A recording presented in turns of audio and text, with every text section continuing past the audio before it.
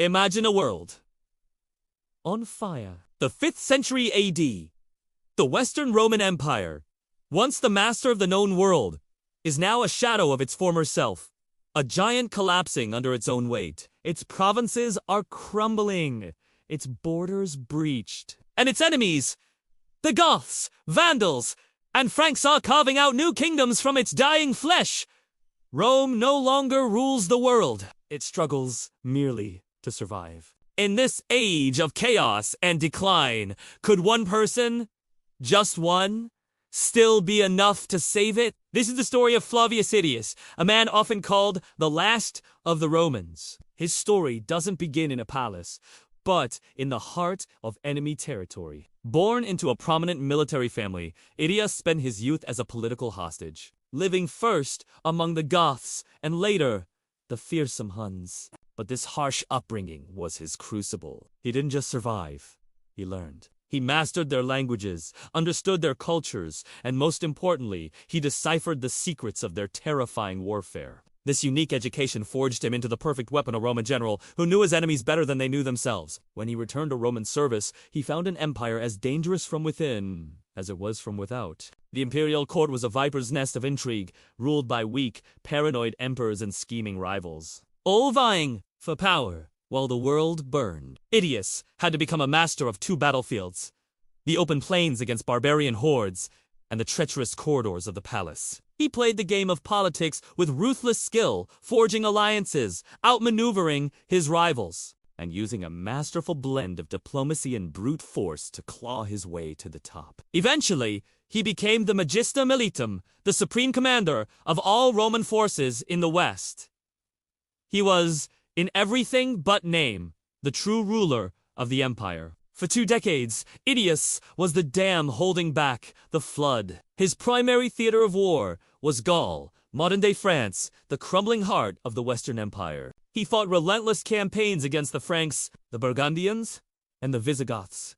Not just with Roman legions, but with a brilliant and controversial strategy. He used barbarians to fight other barbarians. He would forge an alliance with one tribe to smash another, then turn on his former allies when they became too powerful. It was a desperate, high-stakes, juggling act. While the Eastern Roman Empire and Constantinople largely abandoned the West to its fate, Aetius single-handedly bought Rome precious time, preserving a fragile peace through constant war.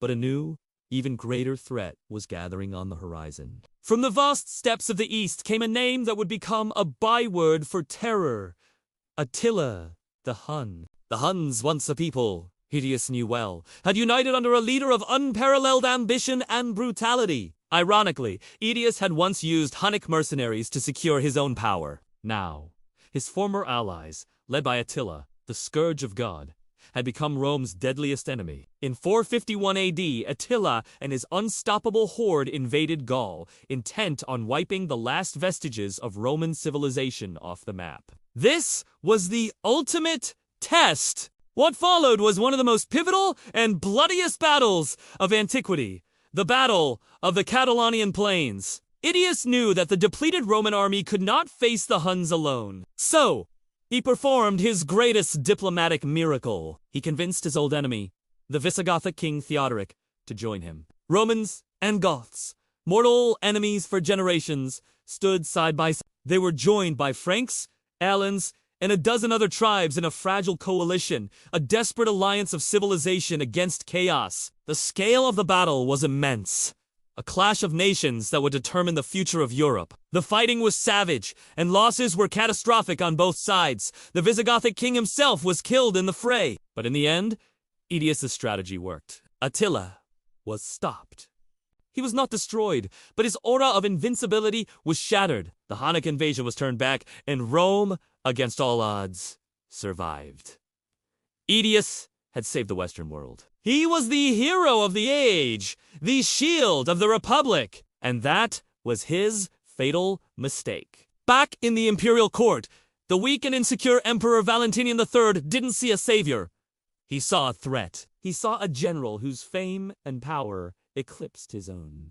Poisoned by court whispers and consumed by jealousy, the emperor believed that Aetius planned to overthrow him. In 454 AD, just 3 years after Aetius had saved the empire, he was summoned to the palace. During a heated argument over state finances, Valentinian III and his chamberlain suddenly drew their swords and stabbed the unarmed general to death. In a final, tragic act of self-destruction, Rome murdered its own protector. The consequences were immediate and catastrophic. With Aetius gone, there was no one left who could command the respect of the army or the fear of Rome as enemies. The dam he had so carefully maintained for 20 years burst wide open. A Roman historian famously wrote to the emperor, "You have cut off your right hand with your left." Within months, Valentinian III himself was assassinated by 2 of Aetius's former soldiers. The empire descended into a vortex of chaos from which it would never recover. Barbarian invasions, once held at bay, now became an unstoppable torrent. The Vandals sacked the city of Rome itself just 1 year after Aetius's death, an event he would have undoubtedly prevented. The military and political backbone of the West was broken. Less than 25 years later, in 476 AD, the final act played out.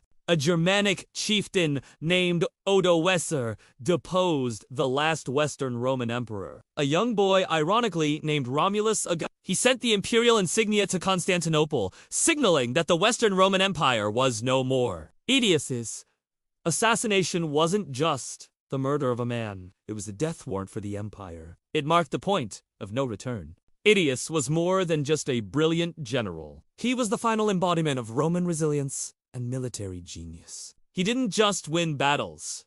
He held back the tide of history. For a generation, he single-handedly delayed the onset of the Dark Ages, giving the classical world one last, desperate chance to survive. In the end, Rome did not fall simply because its enemies were strong. It fell because it became weak, corrupt, and paranoid. It fell because it killed the one man who could have saved it. The story of Aetius is the ultimate Roman tragedy, a grim reminder that the greatest threat to a civilization often comes not from without, but from within.